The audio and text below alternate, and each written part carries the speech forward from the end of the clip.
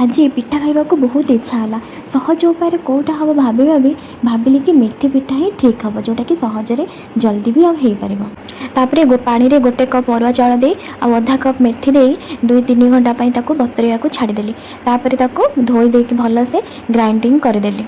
देखो भल भाव पूरा आमर ग्राइंडिंग हो जाए फुलवाई किसी समय छाड़ीदे अध घंटे कि घंटे छाड़ीदे। तापर मुझे नड़िया को छोट छोट कर काटी काजू बादाम पानमहुरी को भाजी देती आउ गुजराती को छेची देती किंतु से पिठ के भल भाव फुली आ भर आम सब युवाक पकईदे पकई सारापर मुझे गुड़ नहीं आपड़ चीनी भी व्यवहार करेंगे स्वाद अनुसार टे लुण नहीं सबको मिक्स करके गोलेदेवे भल भाव।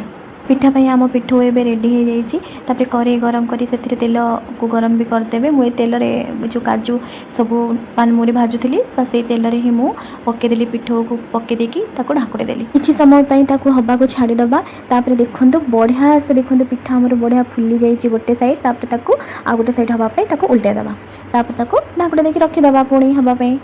एबे चलते देखा आमर पिठा है कि नहीं। अरे वाह पूरा आमर रेडी पिठा सेपटे भी हो जाइए दुई साइड भी हो जाइए मुझे स्पून रे देखी दूसरी माने लगुच कि नहीं माने कंचा अच्छी कि नहीं बस गोटे प्लेट रे काढ़ी नवा तापर मुझे उल्टे देखला बेलू टिके लगी जाइए कौन करिया बस हापी बर्थडे बनईदे। मुझे निजे बर्थडे केक काटिदे निजे ही खाईदेली मत तो बहुत मेथी पिठा भल लगी आपण मानक केमी लगे मत निहाती कमेंट रे कहे रही टाटा बाय बाय। हाँ आपण मैंने भी बनातु आ समस्त को खुआ।